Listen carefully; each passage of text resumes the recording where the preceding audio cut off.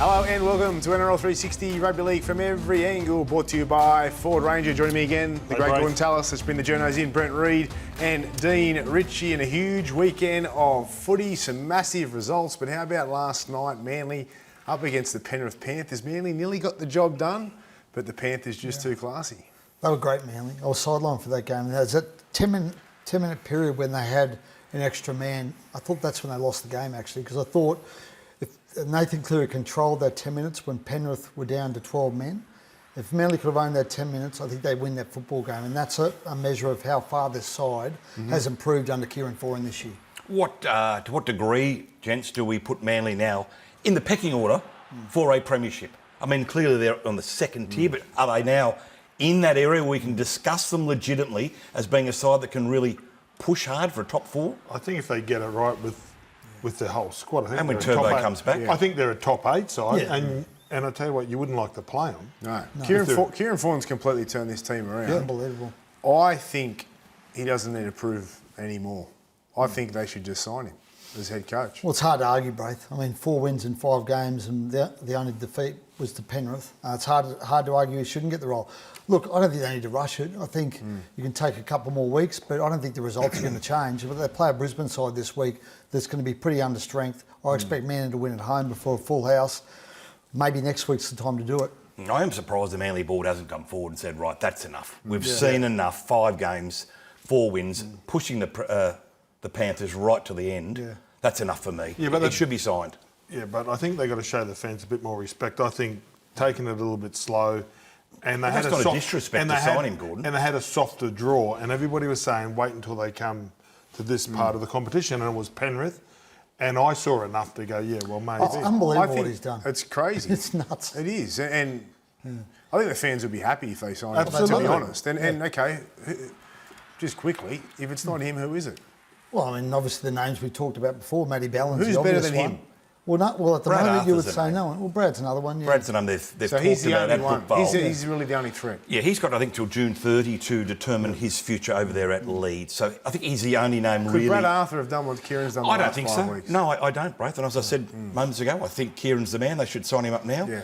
I mean, this is not going to happen. What happens if the Dragons or the Cowboys knock on Kieran's door tomorrow and say, if you're not being re-signed, can we have a chat But that's where the Manly can use it to their advantage, because they know he's loyal. They know he wants that job, and he's not going to go. He's loyal, he's not Braith, but he also went to Parramatta, Canterbury. I know, but he's not Gold Coast. Yeah, I know that, but he's in one out, one back with this job, and the players want him, and he wants it. And as much as they can delay it longer, but I just can't see it falling any other way. I mean, he'd have to have a disaster over the next 2 months.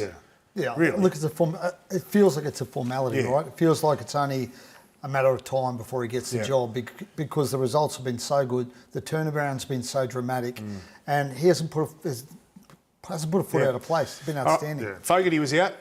In comes Joey Walsh. A lot of raps on Joey, and we've been talking about him quite a bit on this show.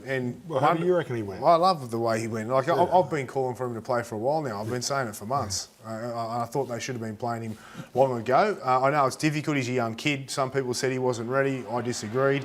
And you know, I mean, they've got Fogarty doing a magnificent job there too, right?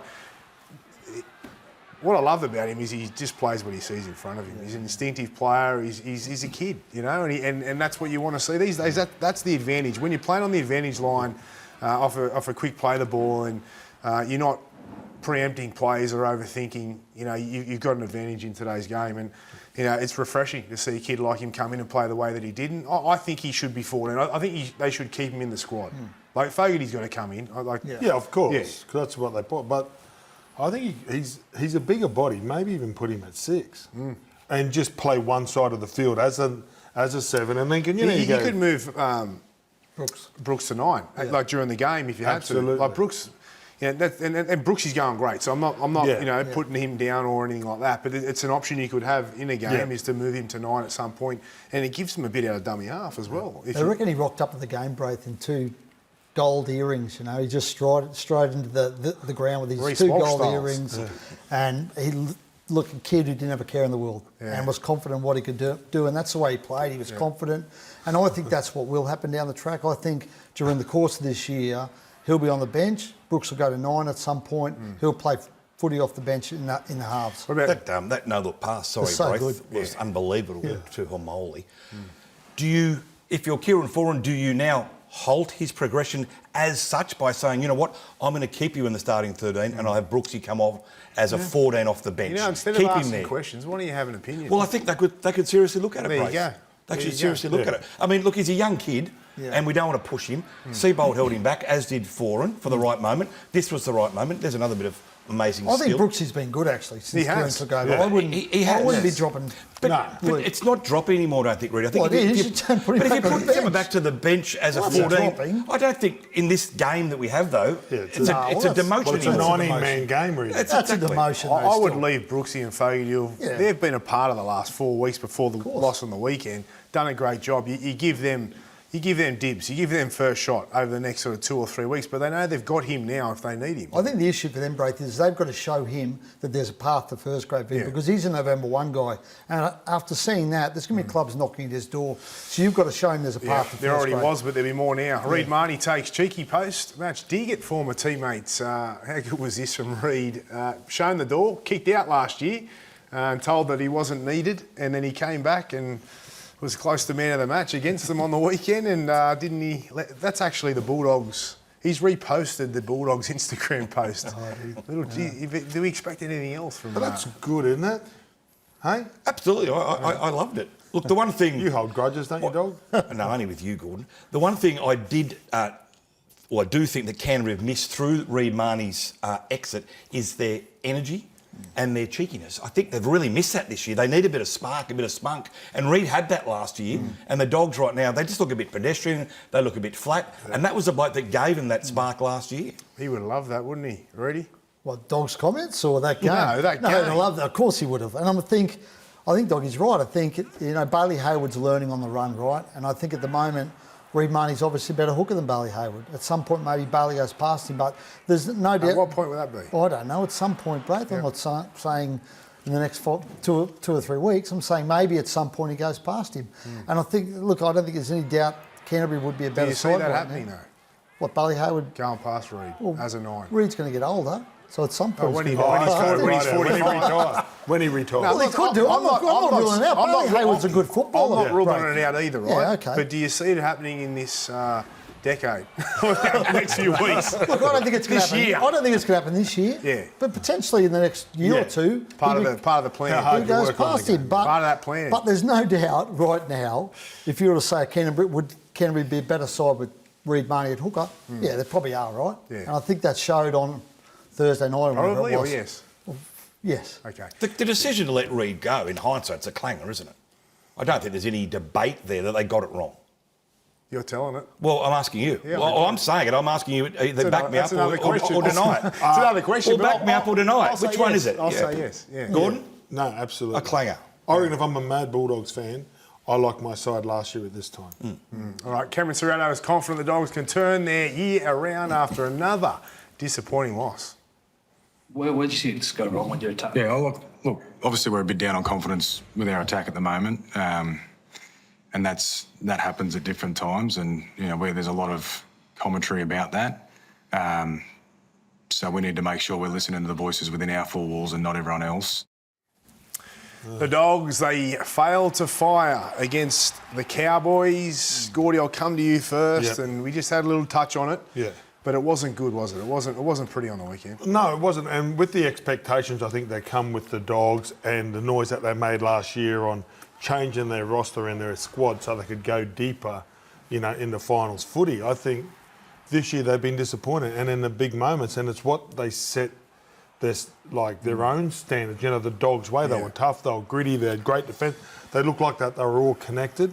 Yeah. And this year they don't for some reason. Yeah, it's hard. I mean, the first half, we were doing Friday Night Footy on Fox, and we do the stats, CBus Super Stats, and they had over 60% possession, 36 play the balls in the opposition 20, and just really struggled. They scored the one off a beautiful individual effort from Lachlan Galvin, then the kick for the error, and they, apart from that, didn't really look like scoring. And that's the problem here, is that their spine isn't really producing or doing what they need to do. And the confidence and the belief is just slowly seeping out of them every game. And they're looking to each other for answers, you know. They're kind of playing on the back foot. They're very deep. They're not on the advantage line.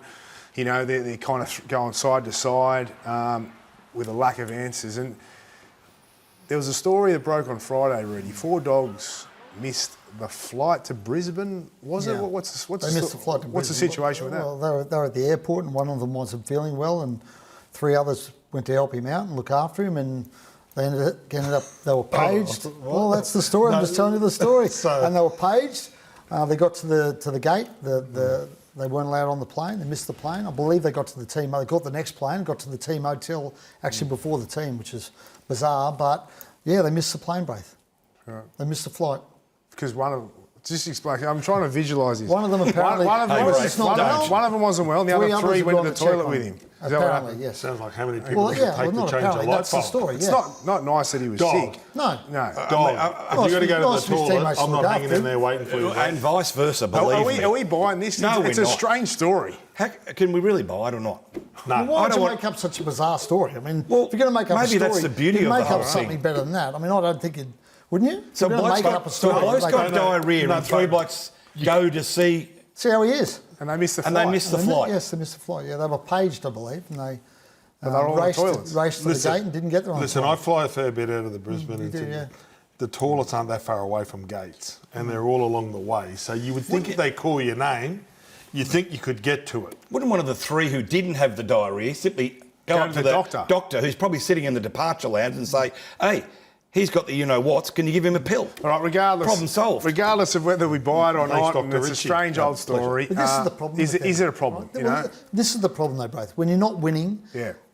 stories become big stories, right? And it's like all these rumours are floating around about the Dogs at the moment, and you know, Cameron Sorrella's spending half his time shooting down stories that aren't false or stories that are getting blown out of proportion. This is what you've got to deal with when you're a big club and you're not winning football games, and it becomes bigger and bigger until you win. Until you win, that's the only way to silence it. True. And So it's going to get worse for them if they keep losing. The stories coming out of there will be. But you know what, Reedy, you're so right.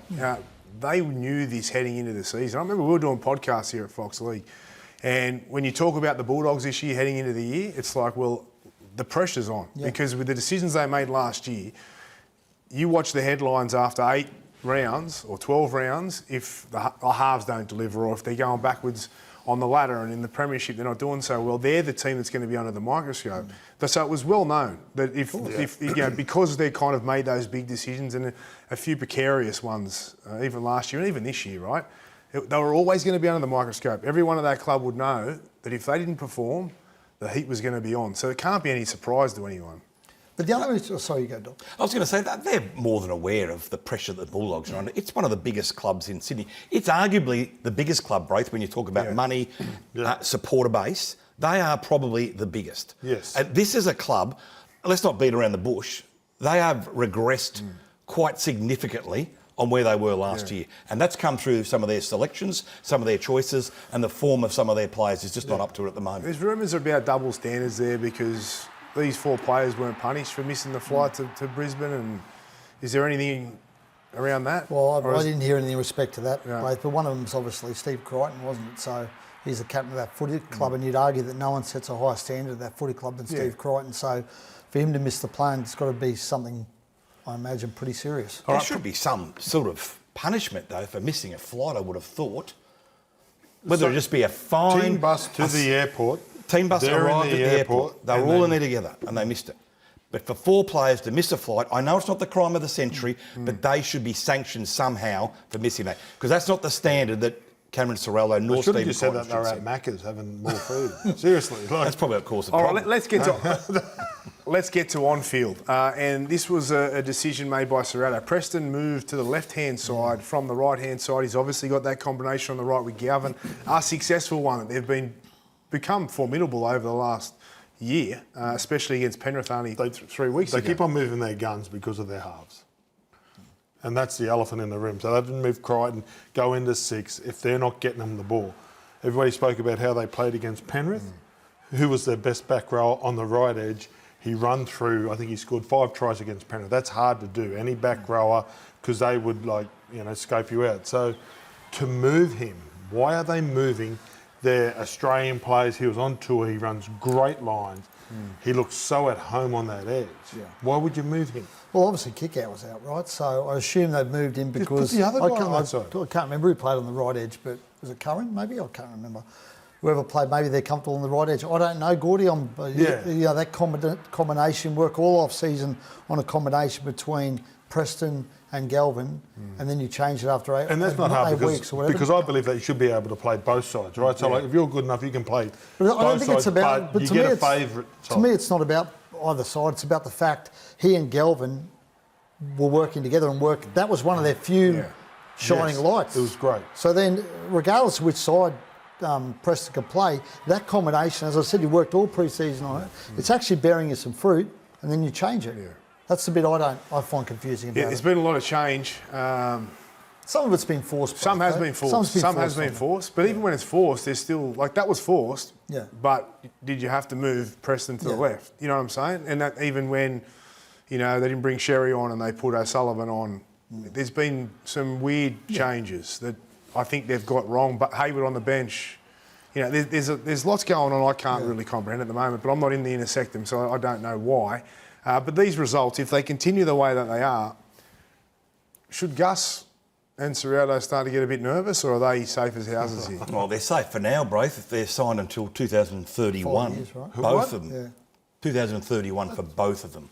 Nearly So right here, Brisbane right Olympics. now. But look, if the results keep going, I don't think they're going to be sacked this year, but every club gets nervous, particularly such a big club as the Bulldogs. But I only say it because, Gus has form. well, not that. Like, when we watched them and their progression over the last few years, and I said it a year ago, maybe a year and a half, I could see them win the comp in the next 3 to 4 years. Because I did go and have lunch or was at functions with these guys and saw what they were talking about. Then I saw the progression on the field and how well they were playing, and even with Sexton and Marnie and those guys first on the ladder, and I'm thinking, you know what, like they're going to get better and better every year. And then here we are, right? And if you actually look at it and you look at where they are, they're in a massive hole and they're in trouble because they don't have a 9. They're still not sure if Galvin's a 7 or not, what they're going to do there. Do they move him to 6, and then what happens to Burton? They're already talking this week about Crichton going the fullback. They just signed Connor Tracy, and the next week there's talk that they're going to drop him, and that's coming from Dave Riccio, who we all know has a connection to the Bulldogs, right? That was today. So when you look at all this, you go, well, where's this 5 or 6 year plan at right now, and have they got it wrong? well, it's changing weekly though, isn't it? There doesn't seem to be a plan that they are sticking to. You know what I'd do? I would go Bailey Haywood to 5'8". I would then put Matt Burton into lock as a running creative sort of back rower. Jamin Salmon back to the bench, Jake Turpin at hooker. I think Bailey Haywood's got to get out of the hooking role, and I think Burton as a running forward gives them a bit of creativity. It's a left fielder, but you know what? They've got to do something. They can't keep going down the same path because it's not working. Doggy. I think Turpin. I don't think you get a job as a selector after I'm that. just saying, maybe not this week, but I'm saying generally speaking, I think they've got to make some changes though. Yeah. What about Crichton into the saying that farms? they've made too many changes. Yes. I honestly think they just got to simplify it. Like, if they've got the talent and the firepower and the strength and the speed to just get on board, get on the advantage line, stop over-analysing, overthinking, overcomplicating, look for the quick play of the ball there. When they play their best, it's when they play with physicality in attack and defence. Draw defenders, get a quick play of the ball, take off and run, big bodies on edges, but they just pussyfoot around when they're in good field position and go ding, ding, ding, ding, ding, ding. It's like, who's denting the line? This is the Bulldogs we're talking about. They've got a lot of runners, but they don't have much in terms of organisers, and that's probably their problem. They're just waiting to wear sides down, but it's not working. Because they don't have the organisers and because they don't have those, game breakers or, players that can dissect the opposition in the halves that they're lacking, and they don't really have them on board right now, then that's the only way to play. So they're not even playing that way. They're still trying to use their halves as genuine, creators when they're just not. And that's snowballing into a bit of a nightmare. if you know what I mean. Like, Well- if you keep making changes, they're just going to keep going. Well, how do they get it? Well, then they can't- go to the market then and get a 7. You can't get. Well, they've got a young 7 coming through. You don't want to block his path. I mean, Mitch Woods has had hamstring problems this year. Hasn't actually got on the field, and that's part of the problem because I think their belief was it long round term. 10? Mitch Woods, his hamstring's that bad. I think he's had it aggravated again. So I think long term their plan is that Mitch Woods would come into the halves, but he hasn't been able to get on the field, Gordy. So that's again another issue that's. Where would he come in, though? everything. If he was fit right now, where does he come in? Well, he comes off in the halves, obviously. I But don't know 7, which one. 6, what? Well, I'd imagine 7. He's been a 7. I understand his whole. So Galvin junior is a career. 6. Well, he could be potentially if Mitch Woods came through, Braith. He could. Is he a 6 or a 7? Who? If Woods is available, 6, where do 7. you play him? Well, I don't know where they play him. I imagine Mitch Woods has been a 7 his whole life, so I imagine Mitch Woods plays 7. I imagine, but I don't know. Yeah. Right? I mean, I think they're pretty committed to Lachlan Galvin as a 7 right now. So this is why I'm asking you, because I'm getting the feeling. Woods could play 6, Braith. There you go. So you've heard something that I haven't. I haven't heard anything. I'm just saying. Normally it's been Woods is coming straight into 7, but now you're saying even if he was fit, he'd be 6 and Galvin would stay 7. No, I'm saying that's an option to them. Okay. And I'm saying they're a long way down the path with Lachlan Galvin as a 7 right now. So, It's like Abbott and Costello, this. What about a kid called Alex Conti? Braith, you know a lot about this I do, kid. yeah. And I've been told 3 or 4 times this week that he's a kid that they should look at. Do you know much about him? You I know do? a lot about him. Well, is he up to it? I haven't said anything on purpose because I'm I You manage him? I manage him. So it's like, but he's going really good. He's playing really good. Is he an option, a genuine option? I think he is, but it doesn't matter what I think. But I think he's been going great, and all reports out of the club are they're really Is happy he 6 with or a him. 7? He's a 7, mate. No, he can whatever. He can play 6 or 7. But The worst thing they can do is just keep let's get to their mucking attack. around Right? with Let's get things, to their Braith. attack because Adam O'Brien is their attack coach, and there's been a lot of criticism out of the Canterbury camp or people around it, supporters, that how did they come to this decision to employ Adam? Adam come from a struggling Newcastle attacking side. Look at Newcastle now, and then look at the Bulldogs attack. And listen, it's no disrespect to Adam, but it doesn't look good. You know, from an optics point of view, in my opinion, it doesn't. And Jason Taylor was doing a great job, wasn't he? The assistant coach. I worked under Jason at South Sydney, and he's got a great idea. Like, he's got some great attacking ideas. So I don't like. The thing with the Dogs that would frustrate me if I was a massive fan is I don't think it was broken last year. It wasn't broken. They just needed to add little pieces in, and I thought that they pulled it all apart. And I think you're 100% correct. And you don't like pointing fingers at Guy, but their attack has been atrocious. The optics aren't great with Adam O'Brien. I've got a lot of time for Adam, as we all do. But having said that, he was punted from Newcastle through a lack of results, or he might have stood down ultimately, I think.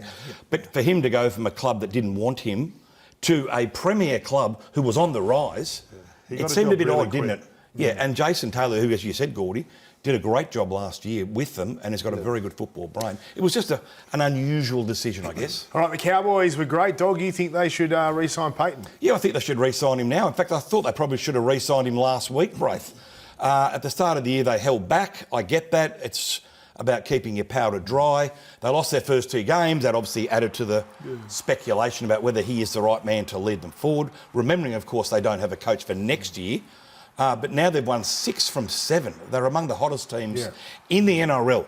So I just can't work out why they are procrastinating now. Yeah, but it's why time. are they then? Why? That's right. Why? Ask them. There's a working group being set up, which includes JT and Brent Tate, and the Thumper. I want to give him a rap because he was under so much pressure heading into this season. He was almost gone, like before he went on this run. 4 wins in a row, loses 1 game, wins the next 2, 6 from 7. You can't ask any more from a coach under pressure who needs to prove himself. That's why you got to ask the question, why haven't they re-signed him? You know, he can't possibly do any more. Even if it was just an extension for a year or 2, I don't know how it works or what they're talking, but, you know... They're not under any pressure though, Braith. I mean, no one's going to come and steal Todd Payton from them as it stands, so they don't need to rush it. That's a fair point too. Yeah. They don't need to rush That's it. a fair point. They can take their time with him. Really, they need to sort of put their heads in retention and recruitment as well. They just Who's signed going to Peugeot. go there, though, when you don't even know the coaches? Players would go there. Players would go there with the squad they got. Okay. I'm still thinking I reckon wouldn't go anywhere if I didn't know who the coach was going to be. I'd be very dubious about signing a long-term deal. You never know how long the coach is going to be there these Chanel days anyway. Harris met with Todd the other week, I think, didn't he? That story came out. So he's obviously still going about his work as if he's going to be the coach. Listen, I think he deserves it. I think he's doing a great Done job. a great Ryan. job. Epic Saturday headline delivers epic results. How good are the Chooks going? Are they the real deal? Yep. Started a little bit slow, but they have found their feet and have knocked over the Broncos. Oh, good for 40 minutes, Braith. Oh, I'm not sure they were great for 80. I mean, again, last year you were Mr. Yeah. Negative with the What's- Chooks. You're starting again. I'm just saying. What are you saying? I think if Paddy Carrigan doesn't force a pass late in the second half of that game, they're every chance of scoring Brisbane. They put the Q in the rack. Okay. Well, they got within 6 points look, there. Hey? Really? Yeah.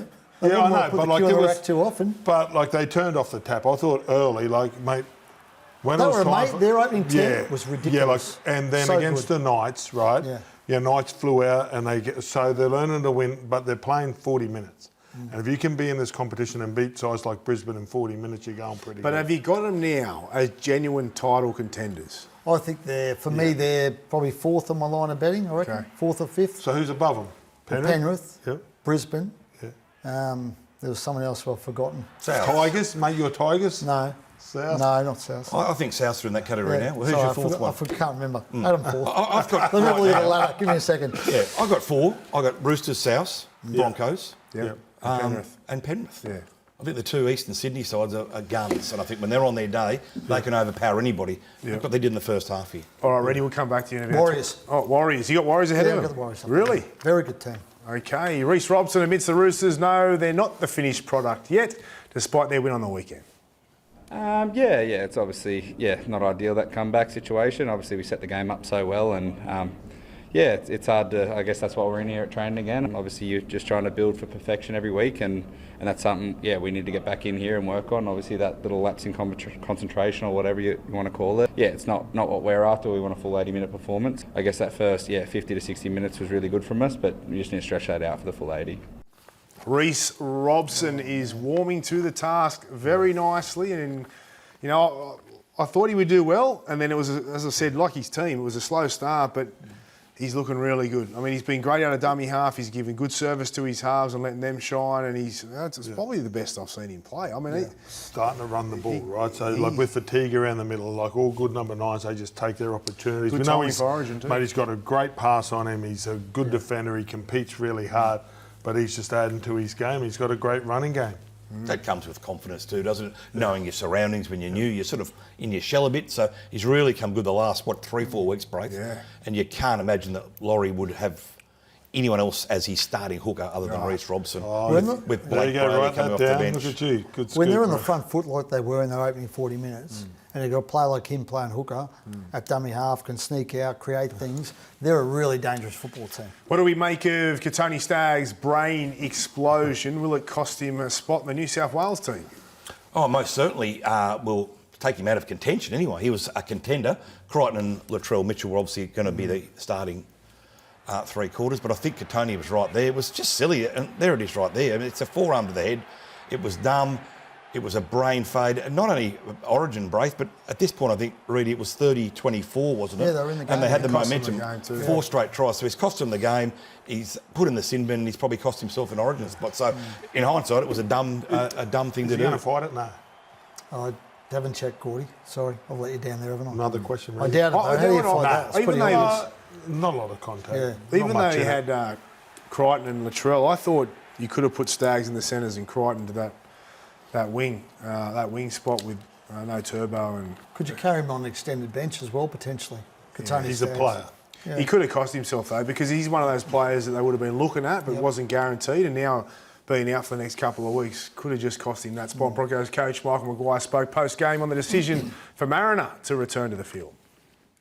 Dean, he probably shouldn't have gone back out, but that's what they're doing for each other. I could talk about many other players, and that's what the competition's demanding of you at the moment. Dino saw it straight away, and he jumped up and out he went. So. Broncos were not aware of how serious the cork had become and have since detailed how rare it is. What's the latest on Dean? Well, he's had surgery, right? So, and they're not sure when he's going to come back. The problem with me just watching this, and it's not about Dean, but it's about the Katoa right at the beginning of the year. I think with the independent doctor, when it looks at head injuries, I think they can look at other injuries now. For a guy to have emergency surgery, you know, and we were talking about it yesterday on radio, like when you get asked to go back out, you got to go out. Like you've got to go, and I think maybe now with the Players Association and NRL, look at an independent doctor on the sideline as well. When you genuinely have a cork, Yeah. you go back on. Yeah. You do. Yeah. Like But that's the issue, right? I mean, this was a cork, and in 99% of cases, if a cork just stays as a cork. I'll tell you something. Just got an Yeah. update on him. He's still in hospital, actually, and the wound's still open because I don't think they can pressure. close the wound until the swelling pressure, goes yeah. down. And Tony Staggs has copped the 2 weeks as well. There you go. But with a cork, you don't normally go off either. So Yeah. when they're Yeah, that true. bad, Braith, mate, so when you get That's those right, corks that yeah. are really bad and you go off, you generally, you know, like you don't go off with a It's a cork. 1 in a million one, this one, Gordy. I mean, Yeah. This doesn't happen very frequently. I think they're very unlucky. And, you know, I think obviously the doctor came out today and justified what happened, explained Yeah. what happened. And I think this is just a really unfortunate accident. Yeah. Gordy, I want to ask you something from something you said a moment ago. Do you think, given your statement a minute ago, that players are still in this current environment, in this time, still being pushed back on the field injured? Katoa, a perfect example. Right? I always just go back to father. Our game's as tough as it's ever been. The game players, now has the players so are much medical evidence they're to prove. They are so courageous. If you're sitting there and your teammates are there and they say you're on, you can't say, no, I've got a sore leg. No, I've got a sore arm. But it shouldn't be their call. That's it should my be point. made by a doctor. And I don't think even a coach should be involved in that No. call. But I think because most the doctors- coach's call And will be sometimes- hey, listen, and toward the play sometimes- going and back. that's what I'm saying. That's why independent doctors had to come back in, because you watch trainers, right? So Feedy got hit in the head on Sunday making a tackle. The trainer left him out there. He was gone for all money. He fell back, right? So trainers do what they do the best because it's a result-driven business to make sure that their team wins. Sometimes they might not have the player's best interest. I don't think most doctors would have sent Sometimes. Dean Mariner back on. I don't think it was, as it was a cork. Oh, I Yeah. agree. You know? Yeah. Yeah. All right, stick around, journos. Don't forget Wednesday, Nikita Zoo returns to the ring for his toughest test yet. And you can order it now on Main Event. I can't see, he says. And the referee stops it. No more clowns. It's time to take on the world. Oscar Diaz, he is world ranked, he's undefeated. Nikita Zoo's now fighting globally ranked opponents. It's the blood that gets to me. That's what I love, seeing that blood. That joy I felt from that. The bloodthirsty Dark Prince. Welcome back. Let's take a look at the Sports Bet Player of the Round. Nominees: Reid Marnie, 2 try assists up against his old team, the Bulldogs. James Tedesco, he's up here every week. 6 tackle bust for the Roosters. Dylan Brown has been awesome for the Knights with 2 try assists. And of course, the other energy bunny who just turns up every game, Dylan Edwards with 234 metres. Now the Tigers this weekend in the Shire were dominated. Was this a result or a hangover of last week's decision of Luai moving on, or has it just got nothing to do with it? Oh, I think it had some effect. I think it had an effect on the club, even if it's just subconsciously that here you are, your best player, your premier playmaker, goes overseas, comes back amid a myriad of media coverage, and then decides that he's going to leave after next year. It's nothing against Jerome, please don't misunderstand me. He's entitled to do it, but... Jeez, you're on eggshells. I know, Oh, you're nervous, aren't you? But do you think going forward it's going to be? Do you think going forward it's going to be a problem? I don't think so, Gordy. Maybe that's that first week. It just rattled him a little bit on the I think run. they'll be right. Yeah. I'm not too concerned. Well, he's there for 18 months. Yeah, they had an off day. You know, they couldn't have dropped any more ball than what they did. And that was always going to be hard against the Sharks, who hadn't been great, back at home, and they were due for one of these games, the Sharks. So you could sort of feel it coming. But it wasn't good. And, of course, fans are going to get nervous because, you know, they've seen this before already. You know? I think the bigger issue is they lost Adam Dewey early in that game. Yeah. And he's been huge for them. Fainu as well. Fainu, yeah, there's talk about him playing Origin, Adam Dewey. That's how good he's been going. So to lose him early in that game was a real setback for them. Lost Sam Malafanu as well at one point. I think they'll be fine. Yeah. I think they'll be... Still got them top 4. This didn't help. They'll be around their fourth, fifth. It's going to start coming down now next week. Fourth, fifth. I think the Cordy was off, is it? Fourth to sixth or something. That right edge just got dismantled, didn't it? It became a bit embarrassing. 6 unanswered tries and concerning signs for the Tigers because I think Benji had set that standard this year where even their losses were competitive, but this was the first real blowout of concern. Yep, hopefully they can bounce back. Reports over the weekend the Buller is a done deal. Ready? Talk us through this. Yeah, it's done. Yeah, he's done. That's correct. He obviously had until April 30. The club had until April 30 to take up that club option, but they've got a deal done. Look, they've been talking for a while. I thought a couple of weeks ago I thought it was off, but they've come back to the table. They've worked it out, and he's going to extend there. Great result for them because that is massive. He's been huge for them, Dream Buller.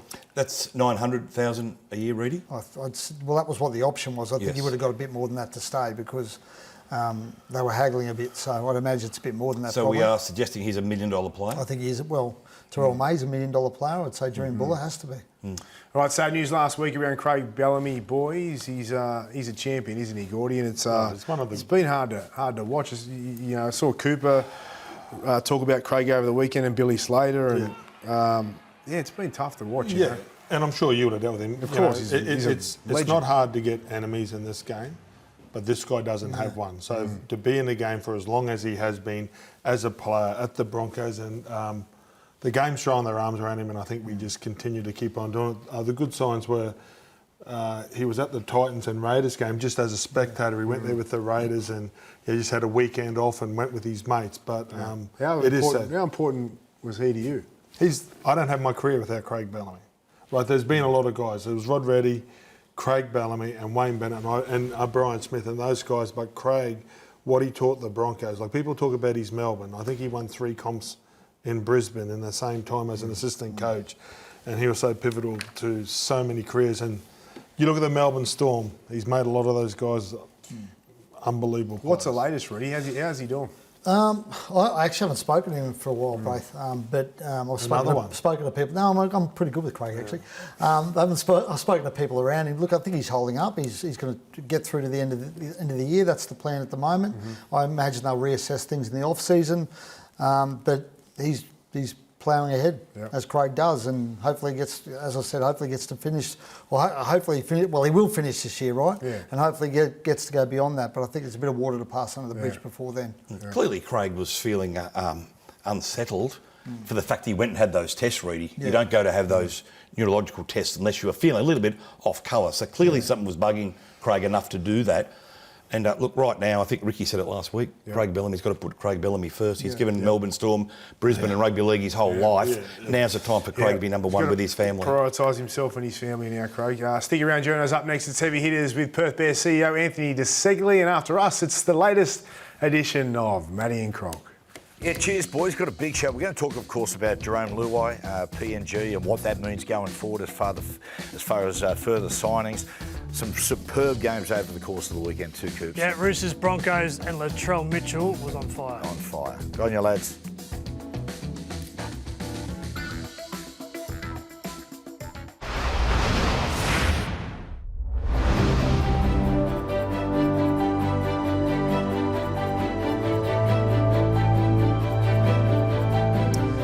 Time now for Heavy Hitters with Perth Bears CEO Anthony De Staggs. Thank you for coming on. You were put in this role, Anthony, because of your knowledge of the media in Perth. Talk us through your background. Yeah, look, and firstly, thanks for having me on. I really appreciate it. Look, I was a media executive, to be honest. I worked my way up as a print journalist at the Sunday Times in Perth. Worked my way up. I was once the deputy editor of the Daily Telegraph in Sydney. Fell in love with NRL there. Came back to Perth to be the editor-in-chief of West Australian newspapers. Then took on a role back in Sydney as the director of news and current affairs with Channel 7. And then about a year ago, the opportunity came up to become the CEO of the Perth Bears to bring the greatest game of all to WA. And it was an opportunity too good to pass up. And that's how I got into this role. And congratulations on that. It's a great achievement and an awesome opportunity for you. Now, you know the media landscape there over in Perth. How do you see them supporting the Perth Bears, sorry? Yeah, look, it's a good question. I mean, there's no doubt that the two biggest teams, the two biggest sporting teams in Perth are the West Coast Eagles and the Fremantle Dockers. But I like to remind people that it's not so much an AFL town as it is a sports town. You know, the Perth Scorchers are a massive team over here.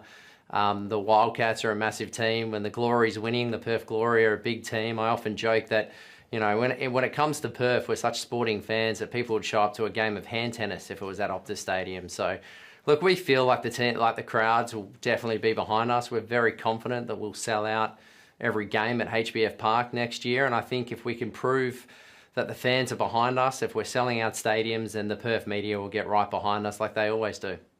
Hey Anthony, it's Gordon Tallis. You've got 2/3 of your roster full at the moment. When are you anticipating that it will be full, and are you guys happy where the progress is at the moment? Yeah, look, we're certainly happy with where we're going. We feel really confident that we're putting together a team that will be competitive from round one next year, that will win games from round one next year. But I guess just as importantly, we're confident that we're putting together a team that will set us up for generational success. And, you know, I've been really proud. Under head coach Mal Meninga, we've always had a philosophy of the right players for the right reasons, and we've stuck to that. And I'm feeling really proud. I think we've got about 18 players officially announced, a few more that we're keeping up our back sleeve, and we're definitely very active in the market. And so you'll see some players announced very soon as well. But we're super confident in the team we're putting together, and we think it's a squad of excellent people. Hey Anthony, Brent Reid here. You're obviously now in the market with PNG. They've got tax-free dollars. How much more difficult do you think that is going to make it for you guys with PNG trying to sign players at the same time now? Yeah, look, I mean, I'm a big believer that you kind of have to ignore the noise, ignore the external noise and not let it distract you from your internal KPIs. And so I understand the comparisons that people want to make with PNG. We're two expansion teams, but, you know, I keep reminding everyone that PNG isn't playing next year, and the 17 other teams that we're probably more focused on. So look, I think, you know, PNG, it's a comparison. I'm not sure it's an apples for apples comparison. And for us, you know, we're just staying to our mantra of the right players for the right reasons. We've stuck to that from the get-go. We're really confident in the squad that we're putting together. And you know, we've got a few more players to announce, and we're really confident in where we're going to be. And like I said, we feel genuinely that we'll be competitive come round one next year. Anthony, you said the right players for the right reasons. What sort of player are you looking for? Oh, look, we're probably, in terms of character or in terms of what's left on our roster? In terms of character and also specific positions that you think you need to fill. Yeah, look, I mean, you can always do it if you sort of middle forwards, and that's probably where our next focus will be. In terms of character, look, you know, we have a value system led by head coach Mal Meninga of connect, protect, respect. And, you know, we feel very honoured that we're bringing this game to Perth, but we also feel like, you know, so we feel privileged that we're bringing the game to Perth, but we also totally understand that our job is to set this club up for generations to come. And so we're looking for the right people for the right reasons that can set up a values system that will hold the greatest game of all in good stead in Western Australia for decades. And that's what we're trying to do. And we're bringing on leaders like Scott Sorensen, Nick Meaney for that reason. And we feel really good about that. Hey, Anthony, it's Dean Ritchie. What's your split in terms of a brand new franchise in a new city, yet also honouring and respecting your past in terms of the Bears, a foundation club? Yeah, look, we feel like it's a very unique but also exciting proposition. We're probably the most unique proposition in Australian sport, but I also say we're the most exciting proposition in Australian sport. We have a monopoly on the most watched sporting code in Australia for the whole of WA, but then we have a spiritual home in the North Shore of Sydney. The North Sydney Bears fans are really parochial, and they've been with us on this journey since it was announced. And you know, we like to think we're taking special care of making sure that they are with us along this way. And we'll never forget that while we might be based in WA, our spiritual home is the North Shore of Sydney, and we'll always honour that and respect that and pay homage to that heritage. Hey, Anthony, there's a real battle over here on the East Coast for the junior rugby leagues and zones, and you know, to get as many young kids to play the game. How are you guys tracking in the West, and has rugby league got a spike? Look, it's definitely got a spike. We can say that already we've seen a 23% increase in junior participation, with the biggest spike in the crucial, I think it's about 11 to 15-year-old mark, so the most important space that we're operating in. We just launched the Tracks Academy, so the Perth Bears Tracks Academy launched 2 weeks ago. The Premier was at our launch. That's the first time there's been an elite academy for 15 to 17-year-old rugby league players in Perth. We feel like the academy system is probably the best way for us to turbocharge good local talent into NRL talent. But there's a lot of work to do, and it's not going to be a solve in 12 months or 24 months. This is something that will take 5, 10 years. And, you know, going back to the earlier question about North Sydney, I think that's also why that North Sydney connection is so important, because we can tap into the North Sydney pathways, not just for players that we can take into the Perth Bears system, but also for learnings. Anthony, you did have a recent hiccup with David Sharp leaving. Can you take us inside that decision and also what your plan is for a new GM of football? Yeah, look, we're really grateful, to be honest. We had 6 months with David Sharp, a new opportunity came up, and we're grateful for the time that we had with him. It was a busy 6 months, as you can imagine, with a startup franchise. He was a huge part of the academy that I just spoke of. And I think, you know, an opportunity came up on his end, but he'll be cheering us on from the sidelines. We'll put a proposal out to the market, I think, for the next GM of football, and we'll go through our process, and I'm sure that there'll be a lot of people who put their hand up for the job. It's a huge job, but it's an amazing opportunity. Anthony, just on Mal, we know him very well, and he's an absolute legend, not only around here, but in the game of rugby league. What has he brought to the Perth Bears? Oh, look, where do I start with Mal? I mean, he's such an iconic figure. He's not just a immortal of NRL, he's an immortal of the Australian sporting scene. Look, he's taught us a lot about values, a lot about culture, but you know, I think people underestimate too just how much he's in the nitty-gritty of everything we're doing as well. You know, obviously our player recruitment, you know, Mal was at the heart of all of that. And look, I think, you know, I think his impact on the WA sporting scene shouldn't be underestimated as well. And, you know, for people who think that there's not an audience in Perth for NRL, you should just see Mal walking down the streets of Perth, the poor guy gets mobbed. So, you know, we feel like things are ticking exactly where we want them to be ticking, and we're so grateful for the role that Mel's playing. Good on you, Anthony. We really appreciate you coming on Heavy Hitters. You're doing a very good job over there. You've got a big job ahead, and we wish you all the very best. Thanks so much. Anytime. There he is, Anthony Did Staggs, Perth Bears CEO. Got a big job on his hands, but they're doing nicely. Still got a lot to do. Boys, thanks for joining us. Rudy, you've been great. Doggy, as always. Just get better every week. It's just a consistent 9 out of 10. 9 out of 10? Yeah. Okay. Up next, we reveal our player of the round on Wednesday. Nikita Zoo returns to Newcastle to face Oscar Diaz. Order it now on Main Events.